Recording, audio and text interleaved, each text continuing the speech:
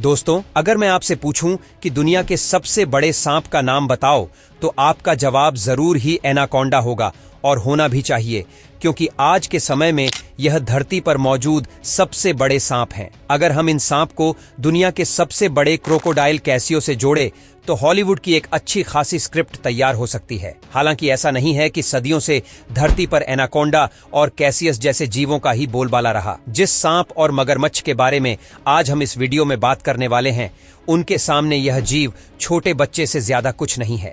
हम बात कर रहे हैं क्रोनोसॉरस और टाइटेनोबोआ, जो आज से लाखों साल पहले धरती पर हुआ करते थे और समुंदर से लेकर जंगल तक इनका राज था। यह प्रजाति धरती पर रहने वाले हर जीव के लिए एक बड़ा खतरा थे।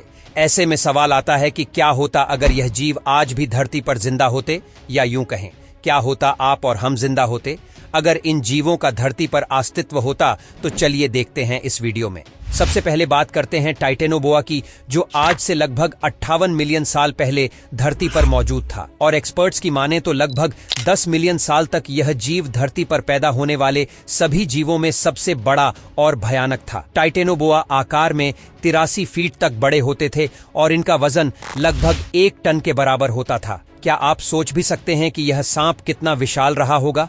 इनकी लंबाई नापने के लिए अगर आप 2 जिराफ को भी हॉरिजेंटल जमीन पर लेटाएंगे, फिर भी टाइटेनोबोआ की लंबाई ज्यादा होगी। अब जरा टाइटेनोबोआ और एनाकोंडा के वर्टिब्रा की तुलना करके देखते हैं। एनाकोंडा का वर्टिब्रा इस विशालकाय दानव के सामने कुछ नहीं लगता। इस तुलना से 2 बातें साफ होती हैं कि एनाकोंडा इस विशालकाय सांप के मुकाबले आधा भी नहीं है। ये सांप एक हिप्पोपोटामस को अपना भोजन बनाने का दम रखता है। वहीं 58 मिलियन साल पहले हिप्पोपोटामस नहीं हुआ करते थे। ऐसे में ये जीव मगरमच्छ को अपना भोजन बनाता था। यह बड़ी क्रूरता से अपनी कुंडली में फंसाकर साबुत ही निगल जाता था। क्रूरता की बात की जाए तो क्रोनोसॉरस भी ऐसा खूंखार शिकारी था जो अपने भोजन को बड़ी बेरहमी से मारता था। हालांकि इसकी लंबाई टाइटेनोबोआ से कम थी, लेकिन शिकार के मामले में दोनों ही दानव कमाल की ताकत रखते थे, और उसके जबड़े में नुकीले दांत थे जो शिकारी को बचने का कोई मौका नहीं देते थे। इसके अलावा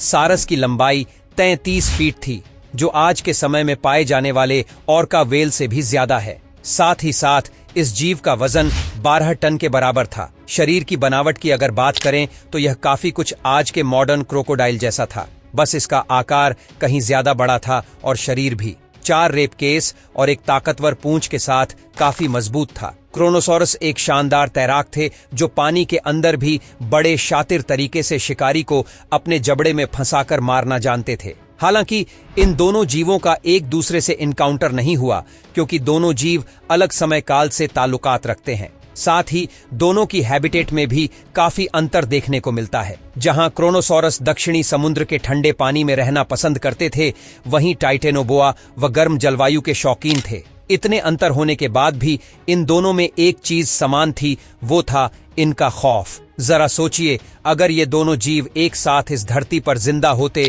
तो क्या शांति से हमारे बीच रह पाते, या फिर इनका कहर मानव प्रजाति का ही खात्मा कर देता? हालांकि यह एक बड़ा सवाल है, लेकिन टाइटेनोबोआ अगर धरती पर जिंदा होता तो ये जीव जरूर ही भूमध्य रेखा के ट्रॉपिकल रीजन में देखने को मिलते, यानी कि ये कोलंबिया, ब्राजील, वेनेजुएला और पेरू जैसे देशों की ओर बसते, जहां का तापमान इनके लिए बिल्कुल सटीक है। अगर ऐसा होता तो कोलंबिया और ब्राजील के लोगों को इनकी उपस्थिति को लेकर काफी सतर्क रहना होता।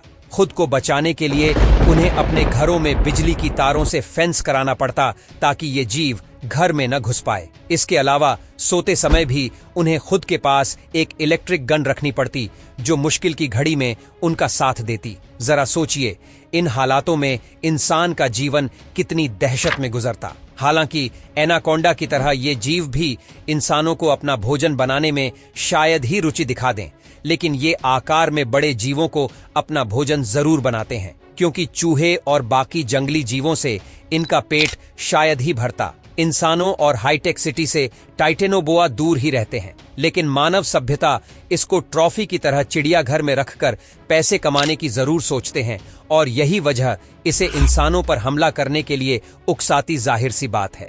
ह्यूमन हंटर की निगाहों से टाइटेनोबोआ वह भी नहीं बच पाते जो इसकी खाल को निकालकर अपने फायदे के लिए इस्तेमाल करते हैं। एनिमल किंगडम की बात की जाए तो इतने विशालकाय जीव के होते जंगलों में हड़कंप जरूर मचता और जंगल के राजा का खिताब शेर से छीनकर टाइटेनोबोआ को आसानी से मिल जाता, जिससे ये किसी भी जीव को अपना भोजन बनाने में जरा भी समय नहीं लगाता। इस स्थिति में हमारे इकोसिस्टम की फूड चेन में काफी उलटफेर होता, जिससे कई जानवर या तो विलुप्त हो जाते या फिर विलुप्त होने की कगार पर होते। इन जानवरों की लिस्ट में सबसे ऊपर नाम वेल शार्क, जायंट मैडी, लॉस, मैटिस, डॉल्फिन, चीता सैपर्स, जय घोष जैसे जीवों का होता। इस दानव से खुद को बचाने के लिए शायद एनिमल किंगडम के जीव दूसरे स्थानों की ओर माइग्रेट करते और ट्रॉपिकल फॉरेस्ट टाइटेनोबोआ का घर बन जाता। लेकिन इस बदलाव का परिणाम यह होता कि जंगल के ज्यादातर इलाकों में एल्गी पनपती और फ्लोरा होना कई मायनों में तबाह हो जाते और अमेज़न के जंगल इस बदलाव से सबसे ज्यादा प्रभावित होते। वहीं क्रोनोसॉरस की अगर बात करें तो इस विशाल शिकारी का आज की क्लाइमेट कंडीशन में जीवित रह पाना काफी मुश्किल होता, क्योंकि मरीन लाइफ में इसे अपने आकार का भोजन नहीं मिल पाता। डायनासोर के समय में एक टर्टल भी आकार में बड़े टेबल के समान होता था। ऐसे में भोजन की सही खुराक पाने के लिए क्रोनोसॉरस तेजी से समुद्री जीवों का शिकार करता और मरीन लाइफ को बुरी तरह से प्रभावित करता। समुद्री कछुए के साथ साथ ये जीव बड़े मैमल्स जैसे वेल्स और डॉल्फिन्स को भी अपना शिकार बनाता। इसके रास्ते में जिस भी प्रजाति के जीव आते, यह सभी को साबूत निगल जाता है। ऐसे में मछलियों की कई प्रजातियां विलुप्त हो जाती हैं। वेल्स के विलुप्त होने का गहरा असर जलवायु पर पड़ता है, क्योंकि हवा से कार्बन को एक्सट्रैक्ट करने के लिए कोई समुद्री जीव जिंदा नहीं रहता। मछुआरे भी इस जीव के डर से समुद्र में फिशिंग करने से डरते। समंदर की यात्रा करने वाले शिप्स को भी काफी मजबूत बनाना पड़ता है, ताकि कोरोना वायरस के जबड़े इसे नुकसान न पहुंचा पाए। पेज पर सनबाथ का मजा लेने के बारे में तो भूल ही जाएं, क्योंकि यह दानव इंसानों को समुद्र के पास भी नहीं फटकने देता। इससे टूरिज्म को भारी नुकसान झेलना पड़ता। साउथ सी के सभी सी ट्रेड हमेशा के लिए ठप पड़ जाते हैं। ऐसे में यह जीव मानव प्रजाति के लिए एक श्राप साबित होता। ठंडी जलवायु का जीव है, जिन्होंने धरती पर लाखों साल पहले राज किया।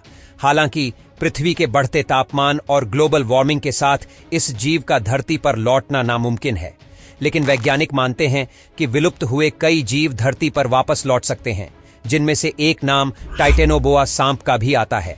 दरअसल यह जीव 32 डिग्री सेल्सियस की औसत तापमान में जिंदा रहते हैं। ऐसे में संभावनाएं बनी हुई हैं कि आने वाले समय में यह जीव धरती पर दोबारा लौट सकते हैं, क्योंकि ग्लोबल वार्मिंग के चलते धरती गर्म हो रही है। हालांकि ऐसी परिस्थितियों को बनने में लाखों साल लग सकते हैं। आज की वीडियो बस इतना है। अगर इस वीडियो से आपको कुछ नया जानने या सीखने को मिला तो प्लीज इस वीडियो को एक लाइक करके अपने फ्रेंड्स और फैमिली से जरूर शेयर करें। और यदि आप इस चैनल पर नए हैं तो प्लीज इस चैनल को सब्सक्राइब करके बेल नोटिफिकेशन आइकन को ऑन कर लीजिए, ताकि हमारे आने वाले वीडियोस आप मिस न करें। मिलते हैं फिर किसी वीडियो में नए टॉपिक के साथ। तब तक के लिए नमस्कार।